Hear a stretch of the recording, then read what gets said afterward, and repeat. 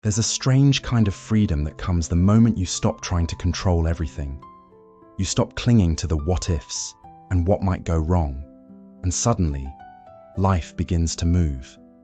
Worry, for all its noise, is like a cage made of shadows. It keeps you stuck in a future that doesn't even exist yet, stealing away the calm and strength you already carry within. But when you begin to let go, when you choose to trust the rhythm of life instead of wrestling with it, something powerful happens. The current shifts. Life, in its quiet wisdom, starts aligning with you, not because you forced it, but because you finally made space for it to flow. In this video, I'm going to share 7 timeless Buddhist lessons, gentle but powerful teachings that can help you step out of the grip of worry and into the peace that's been quietly waiting for you all along. Lesson 1. Fear is a seed.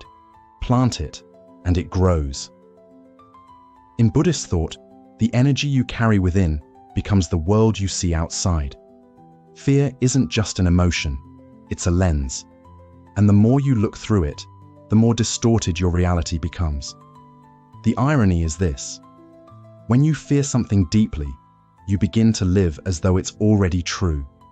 You unconsciously breathe life into it. Imagine this.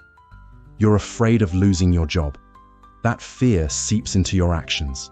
You hesitate, second guess, shrink. That anxiety, it clouds your judgment. You may even start to withdraw, and without meaning to, you drift toward the very outcome you feared. The same is true in relationships. Fear of abandonment can make us cling or doubt, and that very tension can push others away. It's not fate working against you, it's fear working within you. Buddhism teaches that the mind is like soil. It doesn't judge what you plant. Whether you sow seeds of fear or seeds of calm, the mind will help them grow.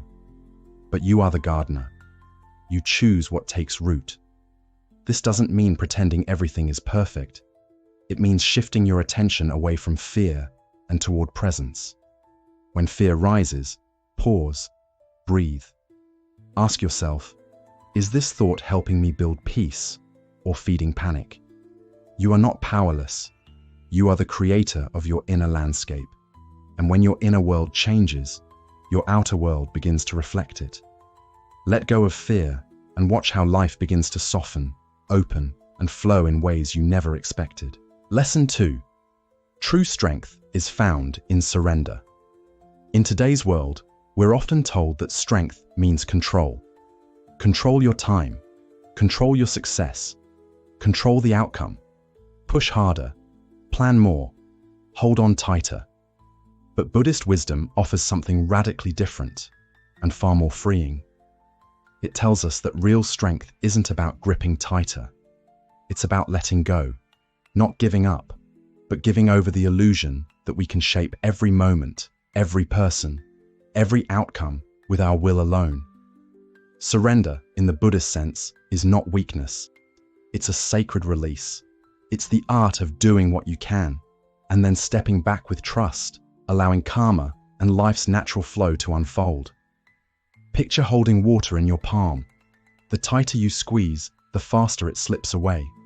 But if your hand is open, the water stays. That's surrender. Not passive, not careless, just open. It's a quiet confidence that says, I've done my part. Now I trust life to meet me halfway. When we stop interfering, something beautiful happens. Our energy returns. Our mind becomes clear.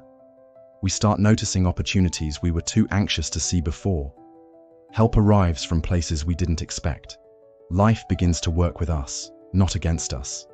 Buddhism teaches that surrender is not an end. It's a beginning.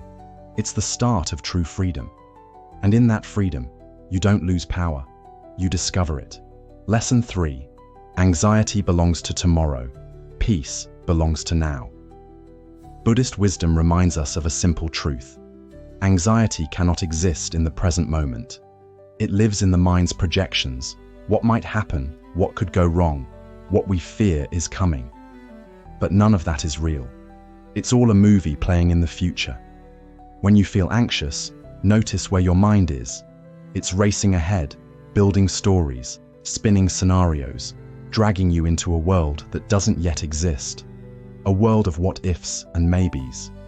And while you're there, you miss the only place life truly exists. Right here.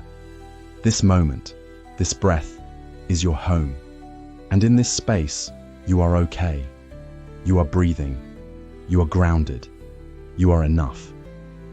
Buddhism calls this practice mindfulness, the gentle act of returning to now. And every time you return, you weaken anxiety's grip. Because in the present, there is nothing chasing you, no future to fear. Only this still, quiet second where life is unfolding, one breath at a time. The mind may roar, but the present moment whispers. And the more you listen, the more you realize. Peace isn't something you find out there. It's already within you, buried beneath the noise, waiting to be remembered. Lesson 4. The burden of imagined fears. So much of what weighs on our minds never even happens. Buddhist wisdom offers a quiet, powerful reminder. Our greatest source of anxiety often isn't reality. It's imagination. We worry, stress, and lose sleep over scenarios that never unfold. We carry fears like invisible stones in our backpack, dragging them through each day, even though most of them never come to pass. Why does this happen? Because the human mind is like a novelist that never stops writing. It scripts endless what-ifs, painting vivid pictures of problems that don't exist yet, and maybe never will. It warns us of disasters, heartbreaks, and failures that live only in thought, not in the present moment. Think about it. How many times have you braced for a difficult conversation that ended up being fine? Or feared the worst about a situation that resolved itself peacefully? The storm rarely arrives the way we imagined it, and often it doesn't come at all. This is the trap of worry. It distorts scale. It brings distant fears so close that we start reacting to illusions as if they're truths. Buddhism teaches us, just because a thought appears doesn't mean it deserves belief. The mind can create stories, but we don't have to live inside all of them. So the next time you catch yourself spiraling into anxiety, pause. Ask yourself gently, is this actually happening? Or is this just a thought? Often, you'll realize you've been fighting shadows, not substance. Freedom begins when we return to this moment, not tomorrow, not next week, but now. Let the imagined fears dissolve. What's real is often far gentler than what we fear. And when you stop living in the mind's predictions, life starts to feel lighter, clearer, and much more peaceful. Lesson 5. Control blocks faith. Here's a truth that's hard to swallow, yet deeply freeing. You can't hold the steering wheel and still believe the road will carry you. Buddhism reminds us that control and faith are like two travelers heading in opposite directions. The more tightly you grip control, the further you drift from trust. And the more deeply you trust, the more you must let go. Trying to micromanage every part of your life is like saying to the universe, I don't believe you'll take care of me. It's a subtle but powerful form of fear. The fear that without your constant supervision, everything will fall apart. But has that control ever truly brought peace? Often, the more we try to dominate outcomes, the more tangled we become in anxiety, tension, and fatigue. Control might give the illusion of safety, but it's often driven by a quiet panic underneath. Faith, on the other hand, isn't passive. It's powerful. It whispers, I've done what I can. Now I trust the unfolding. It allows you to take action without being enslaved by the result. It welcomes mystery. It believes in timing you can't control and outcomes you may not fully understand yet. Buddhist teachings call this the release of attachment. You act with intention, but you surrender the obsession with how things must turn out. Like placing a seed into the soil, you water it, nurture it, but you don't yank at it to speed its growth. Real growth takes trust in unseen roots. Ask yourself, are you holding on so tightly that you've forgotten how to breathe? Are you trying so hard to force a future that you've stopped believing in life's quiet intelligence? Letting go isn't giving up. It's showing up fully, and then allowing life to meet you in its own way. That's where faith begins, and with it, peace. Lesson 6. Letting go is how you begin to grow. Worry has a quiet way of shrinking your world. It starts subtly, a few cautious thoughts, a bit of over-planning, a fear of what might go wrong. You tell yourself you're just being careful, but over time, that carefulness becomes a cage. You begin to shrink without noticing. You shrink your goals because they feel too uncertain. You shrink your voice because you fear judgment. You shrink your heart because it's safer not to risk being hurt. Worry doesn't protect, it restricts. It's like walking through life wrapped in invisible chains, weighing down your spirit. Buddhism calls this self-created suffering, a habit of grasping at control and fearing every unknown. When we worry, we stop participating in the full experience of life. We pull back. We avoid the edge, the adventure, the aliveness. We become small, not because life demands it, but because fear convinces us it's safer that way. But here's the truth that Buddhist teachings gently reveal. Letting go is not the end of caring. It's the beginning of freedom. Letting go doesn't mean you stop taking action. It means you stop trying to carry the whole world on your shoulders. You shift your focus to what's truly yours, your thoughts, your choices, your kindness, and release what was never meant to be held so tightly. Picture this: you're in a river. The more you try to cup the water in your hands, the faster it slips through your fingers. But when you relax, when you float, the river carries you. That's the essence of surrender. The more you release the grip of fear, the more room you make inside yourself, for courage, for creativity, for joy. Letting go is expansive. It's bold. It invites you back into the present, where life is actually happening. Not in the what-ifs, but in the right now. Ask yourself, how much energy do you spend each day worrying about things you can't control? And what if you poured that same energy into creating, into connecting, into trusting?